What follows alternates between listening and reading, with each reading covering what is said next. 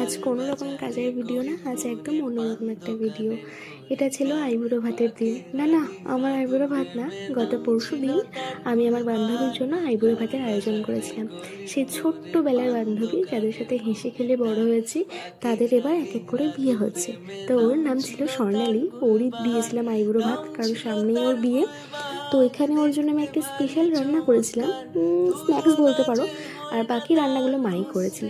তারপর আমরা একটু ছবি আর তারপর বড়রা ওকে একটু আশীর্বাদ করলো, অ্যান্ড দেন আমাদের শুরু হলো আসল খাওয়া দাওয়ার পর্ব। আগেই তো বললাম এইটা আমি ওর জন্য বানিয়েছিলাম স্পেশালি, তো এটা খেয়ে ওর খুব ভালো লেগেছিল এবং বাকিরাও খুব প্রশংসা করেছিল। তো যাই হোক, এখানে আর একজনেরও নিমন্ত্রণ ছিল, ওকেও আমি খুব সাজিয়ে গুছিয়ে খেতে দিয়েছিলাম যাতে ওরও বিয়েটা হয়ে যায়।